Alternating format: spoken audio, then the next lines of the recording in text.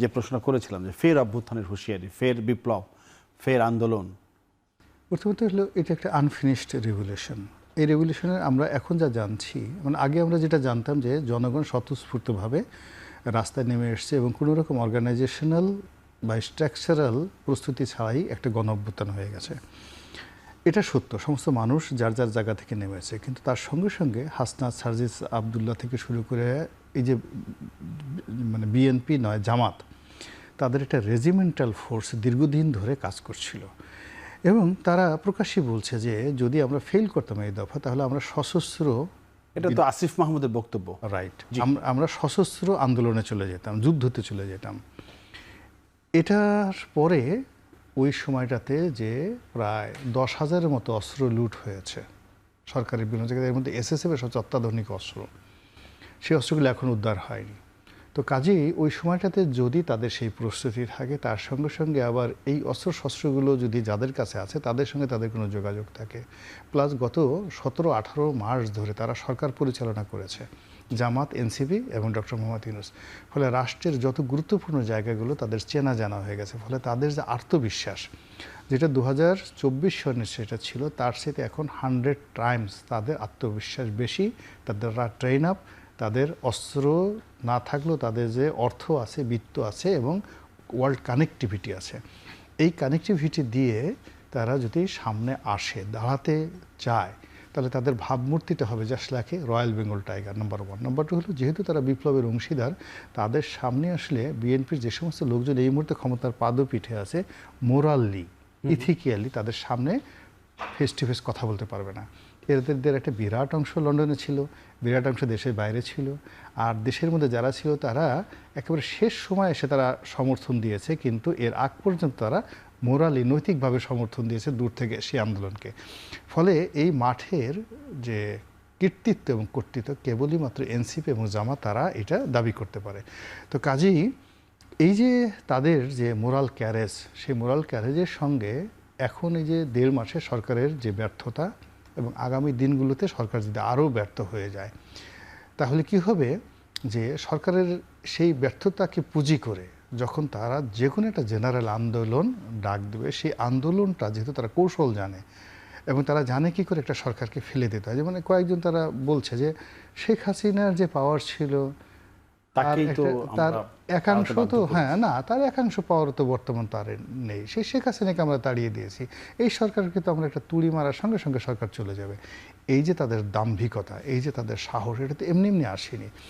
এবং আপনি দেখুন যে গত 1 মাস আগে বা 15 দিন আগে তারা কিন্তু কথাবার্তা এইভাবে বলতেন না, কিন্তু এই যে ফুয়েল ক্রাইসিস হওয়ার পর, বিশেষ করে ইরান যুদ্ধের পরে আমাদের দেশে যে ফুয়েল ক্রাইসিস হলো এবং এই ক্রাইসিসটা এখন চলছে, এই ক্রাইসিসটার একটা বিরাট অংশ যে কৃত্রিম এবং মনুষ্য সৃষ্ট, এটা আমি লিখে দিতে পারি।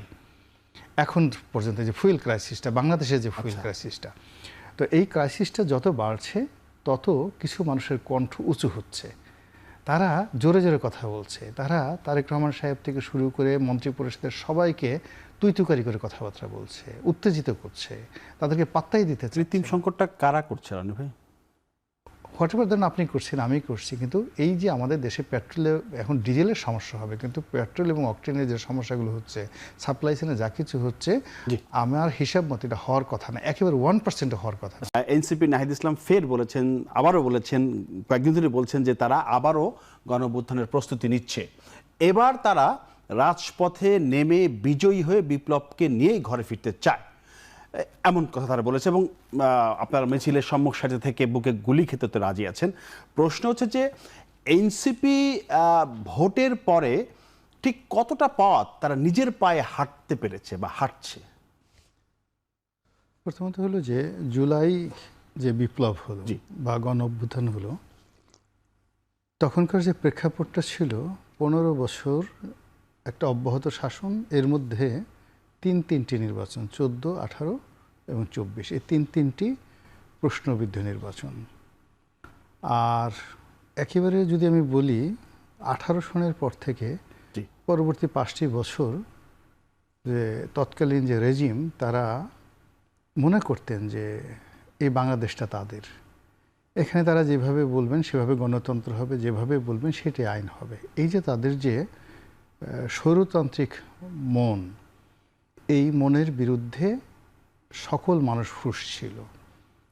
টেকনাফ থেকে তেঁতুলিয়া পর্যন্ত মানুষের, নারী পুরুষের যে বিভিন্ন শ্রেণী পেশা, সকলের মধ্যে সেই রেজিম সম্পর্কে একটা ক্ষোভ ছিল, বিক্ষোভ ছিল।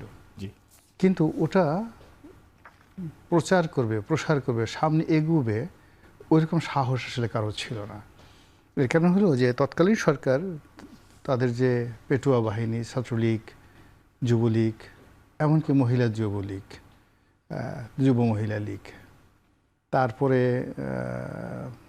পুলিশের যে বিভিন্ন বাহিনী, গুপ্ত বাহিনী, আয়নাঘর, তারপরে সে গুম হওয়া, সব মিলিয়ে সমাজে এরকম একটা ভীতিকর অবস্থা যে আওয়ামী লীগের নাম শোনার সঙ্গে সঙ্গে মানুষ মনে করতো যে এইটা আওয়ামী লীগের তাড়ানো আমাদের বিষয় না, এটা আল্লাহর বিষয়। এবং আমরা একটু হজে যাই, উমরা করি, নামাজ কালাম পড়ি, আমাদের যেহেতু কোনো সামর্থ্য নাই, আমরা এখন অতীতে সেই বনি ইসরায়েল জাতির মতো আল্লাহর কাছে দোয়া করি যে আল্লাহ তাড়াতাড়ি শেখ হাসিনাকে নিয়ে যাও, তোমার তো অনেক বড় বেহেশত, তোমার যদি এত পছন্দ হয় তাকে, তাহলে পৃথিবী এখান থেকে নিয়ে তাকে বেহেশতে আসীন করো, অথবা অন্য কোনো দেশে নিয়ে তারা প্রধানমন্ত্রী বানায় দাও, আমাদেরকে এর থেকে বাঁচাও। মানুষ যখন ঠিক এইরকম একটা আত্মগ্লানিতে ভুগছিল এবং নিজেদের সমস্ত সাহস, শক্তি সব কিছুকে তারা আওয়ামী লীগের কাছে রীতিমতো বর্গা দিয়েছিল আর আল্লাহর কাছে সমর্পণ করেছিল। ঠিক সেই সময়টাতে জুলাই আগস্ট বিপ্লবের সময়ে এই হাসনাত আবদুল্লাহ সার্জি যাদেরকে আমরা বলছি, তাদের যে আগমন, তাদের এই বিপ্লবের যে সফলতা, এটি বাংলাদেশের, আমি বলি যে পলিটিক্যাল হিস্ট্রিতে মিরাকেল। এখনও এটা বলার সময় আসেনি। কিন্তু এই আন্দোলনে শেখ হাসিনার পরাজয় এবং তার পালিয়ে যাওয়া, এরপরে যা কিছু ঘটেছে আজ পর্যন্ত, অর্থাৎ 2024 সনের আগস্ট মাসের 5 তারিখ থেকে আজকের এই 26 সন পর্যন্ত যা কিছু ঘটেছে, কোনোটাই আসলে প্ল্যান অনুযায়ী ঘটেনি, সবগুলি অলৌকিকভাবে ঘটেছে। ডক্টর মোহাম্মদ ইউনূস বা তার যারা উপদেষ্টা মণ্ডলী, তারা ওখানে আসবেন। ওই যে 11টা সংস্কার কমিশন হয়েছে, তারা সংস্কার কমিশনের প্রধান হবেন। বাংলাদেশে একজন আলিরিয়া যে সে এইভাবে আমাদের সামনে চুল ঝুলিয়ে, নাক ঝুলিয়ে এত বড় বড় কথা বলবেন, আমরা এগুলো স্বপ্নও কল্পনা করিনি। তারপরে আবার সেই ডক্টর মোহাম্মদ ইউনূস তিনি আবার চলে যাবেন, এত তাড়াতাড়ি চলে যাবেন, তারপরে একটা নির্বাচন দিবেন, তারপরে নির্বাচনের পর ফলাফল দিবেন, বিএনপি ক্ষমতায় আসবে, আমরা আসলে বিশ্বাস করিনি। আমরা যেদিন তারেক রহমান সাহেব আসলেন বাংলাদেশ, ডিসেম্বর মাসের 25 তারিখে সম্ভবত, ওই দিন উনি মাটিতে পাড়া না দেওয়া পর্যন্ত আমরা কেউ বিশ্বাস করিনি যে অ্যাকচুয়ালি তিনি আসবেন কিনা, এমন একটা ছিল। রাইট। তারপরে উনি আসলেন, আসার পরে যার পরে একটার পর একটা ঘটনা ঘটলো, ইলেকশন হলো। ইলেকশনের একদম সকাল থেকে রাত্রি পর্যন্ত আমরা সবাই ধরে নিলাম যে জামাতি ক্ষমতায় আসতেছে, এরকম একটা ভাইব তোলা হলো যে বিএনপিকে হয়তো 50 থেকে 60টি সিট আসন দেওয়া হতে পারে। ফেসবুকে এই প্রচারণাটা ব্যাপক ছিল, ফেসবুকে ছিল, বাস্তবে ভয় আরও বেশি ছিল। অনেক বড় বড় বিএনপির প্রার্থী তারা ভীত সন্ত্রস্ত হয়ে গিয়েছিলেন যে তাদের কি হবে, তারা তো পরাজিত হবে, হওয়ার পর যদি তাদেরকে আবার পিটানো হয় তাহলে কি হবে, রক কেটে দেওয়া হবে না কি করা হবে, নানা রকম টেনশন ছিল অনেকের। যারা বিভিন্ন সরকারি অফিসগুলোতে সরকারি কর্মকর্তা, এদের ভয় ছিল খুব প্রবল।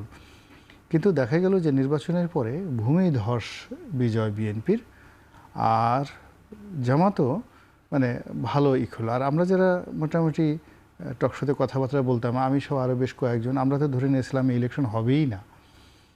কেননা এত দুর্বল ভঙ্গুর, যেখানে অর্থনীতির অবস্থা, যেখানে আইন শৃঙ্খলার অবস্থা এত খারাপ, এখানে মারামারি, কাটাকাটি, গণ্ডগোলে 1 মিনিটে নির্বাচন ভণ্ডুল হয়ে যাবে।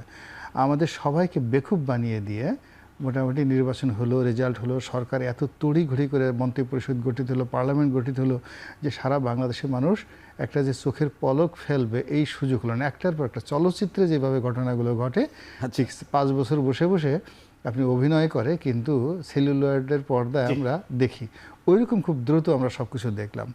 ফলে আমার কাছে যেটা মনে হলো, জুলাই বলেন, আগস্ট বলেন, ইটস এ মিরাকেল এবং ইট ইজ আনফিনিশড রেভলিউশন।